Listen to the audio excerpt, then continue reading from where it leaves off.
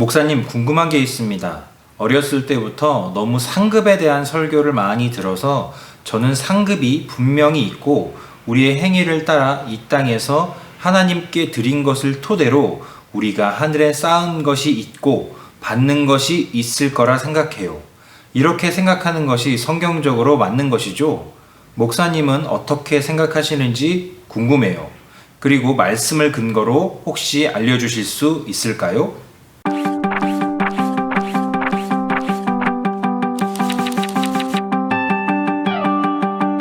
안녕하세요. 신앙맛집 박민수 목사입니다. 상급이 있을까? 우리가 이 땅에서 하나님을 위해서 뭔가 열심히 일하고 노력을 하면 하늘에서 진짜 무언가 쌓이고 있고 마일리지처럼, 그래서 우리가 죽어서 하나님의 품에 갔을 때에 거기서 각자 사람에 따라서 다른 상급, 즉 보상을 받을 수 있는 것인가? 이것에 대해서 궁금하다고 하셨는데요. 그리고 또 구체적인 성경 말씀을 근거로 이야기해달라고 하셨어요. 먼저 말씀드릴 것은 이건 저의 지극히 개인적인 의견일 수 있고 지극히 개인적인 해석일 수 있다는 점을 알려드립니다. 성경이 말하는 상급에 대한 저의 생각을 세 가지 정도로 나누어서 말씀드리겠습니다.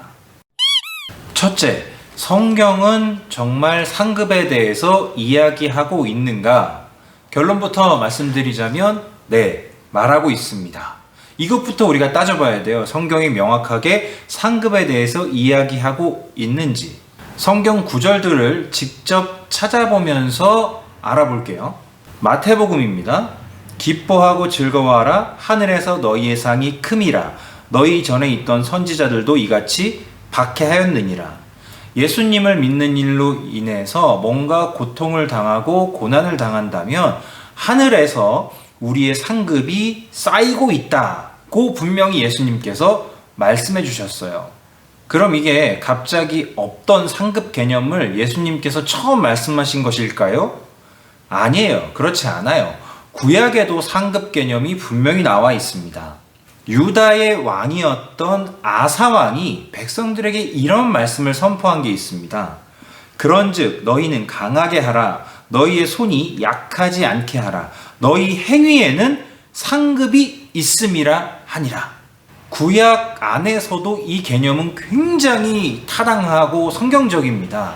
이스라엘 백성에게 하나님께서 두 개의 산을 보라고 지목해 주셨어요. 하나는 그리심산이었고 하나는 에발산이었습니다. 그리심산은 축복의 상징이고요. 에발산은 저주의 상징입니다. 하나님께서 이 두 개의 산을 보여주시면서 너희가 행한 것에 따라서 축복을 받을 수 있고 저주를 받을 수 있다는 것을 계속 보여주셨거든요. 그래서 구약에 나타나는 우리가 본받을 만한 믿음의 선조들은 다 이 사상을 가지고 있습니다. 우리가 하나님을 위해서 행하는 행동들에 대해서는 분명히 하나님의 상급이 있다. 이 개념이 구약 안에 분명히 있습니다. 이번에는 성경 끝으로 가볼게요. 보라, 내가 속히 오리니 내가 줄 상이 내게 있어 각 사람에게 그가 행한 대로 갚아주리라. 그가 행한 대로 갚아주리라. 아시겠죠? 성경에서는 전체적으로 인정하고 있어요. 우리가 행한 대로 받는 상급이 있다는 걸. 그러나 우리가 놓치는 게 하나 있습니다. 여기서 말하는 상급은 좋은 것도 있지만 안 좋은 것도 있습니다. 하나님께서 각 사람에게 그 행한 대로 보응하신다고 했어요. 여기서 말하는 보응은 잘해서 받는 상급도 있지만 못해서 받는 처벌도 있습니다. 참고 선을 행하여 영광과 존귀와 썩지 아니함을 구하는 자에게는 영생으로 하시고, 영생이라는 상급을 주신다는 말이죠. 그 다음, 오직 당을 지어 진리를 따르지 아니하고 불의를 따르는 자에게는 진노와 분노로 하시리라. 악한 자들에게는 그에 합당한 보응, 그에 합당한 처벌이 분명히 있다는 거예요. 그러니까 우리가 성경에서 말하는 상급, 우리의 행한 대로 무언가를 받는다는 것을 생각할 때에 우리가 잘한 것들에 대해서 좋은 것만 쌓인다? 아니에요. 우리가 잘못한 것들에 대한 처벌, 하나님의 진노까지 동시에 쌓이고 있다는 거죠. 둘째, 그렇다면 하나님께서 인정하시는 상급은 어떤 개념인지를 우리가 살펴봐야 합니다. 이와 관련해서 예수님이 아주 결정적인 단서, 아주 중요한 말씀을 해주셨어요. 그날에 많은 사람이 나더러 이르되 주여 주여 우리가 주의 이름으로 선지자 노릇하며 주의 이름으로 귀신을 쫓아내며 주의 이름으로 많은 권능을 행하지 아니하였나이까 하리니. 이때 예수님은 이렇게 말씀하신다고 합니다. 그때 내가 그들에게 밝히 말하되 내가 너희를 도무지 알지 못하니 불법을 행하는 자들아 내게서 떠나가라 하리라. 자, 이 말씀을 보면 우리가 하나님을 위해서 무언가를 아무리 열심히 하면서 살았다고 해도 단순히 그 행위만으로 하나님께서 인정해 주시는 것은 아니라는 것을 알 수 있습니다. 이 말씀을 통해서 우리가 꼭 알아야 되는 것이 무엇이냐면 관계성이에요. 관계성. 우리가 어떤 선한 행위를 할 때 그것이 하나님이 기뻐하실 만한 의도와 부합되느냐가 중요하다는 거예요. 그 하나님이 원하시는 선한 의도와 일치해야만 우리가 하는 행위가 의미가 있다는 거죠. 그리고 그것이 하나님 앞에서 상급으로 인정받는 유일한 루트라는 거예요. 그런데 안타까운 것은 많은 경우에 우리가 일방통행을 합니다. 이렇게 하면 하나님 기뻐하시겠지? 이렇게 하면 좋아하시겠지? 지금 사람들이 그랬다는 거예요. 그러나 예수님은 도무지 내가 너희를 알지 못하겠다. 그러니까 조심해야 돼요. 내가 이렇게 하면 하나님 기뻐하시겠지? 내가 저렇게 하면 하나님 기뻐하시겠지? 그러면 내가 나중에 큰 상급이 있겠지? 라고 생각하지만 실제로 우리가 하는 행위 가운데에 하나님이 인정하실 만한, 하나님께 상급을 받을 만한 행위가 얼마나 있는지는 우리 스스로 상당히 면밀하게 점검해 봐야 됩니다. 마지막 셋째, 그렇다면 성경에서 말하는 이 상급은 도대체 구체적으로 무엇이냐? 우리가 천국에 가서 하나님 나라에 가서 실제로 무엇을 받는다는 이야기냐? 자, 이건 성경에 써 있을까요? 안 써 있을까요?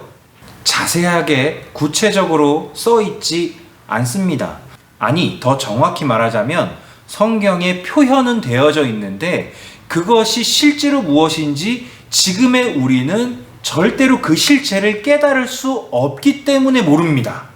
왜냐하면 우리가 이 땅에서 생각하는 상급의 개념을 가지고 천국의 상급을 가늠할 수가 없기 때문이에요. 이 땅의 모든 것은 유한합니다. 짧습니다. 다 사라집니다. 우리 몸이 그렇잖아요. 그런 존재의 우리가 그런 연약함을 가지고 있기 때문에 영원한 것들에 대해서는 우리가 뭔가 추상적으로 상상하고 추론할 수는 있겠지만 그게 구체적으로 무엇인지 지금 우리가 손에 만질 정도로 말로 완전히 표현할 정도로 설명할 수는 없다는 거예요. 그래서 성경은 이런 것은 아니다라고만 얘기해요.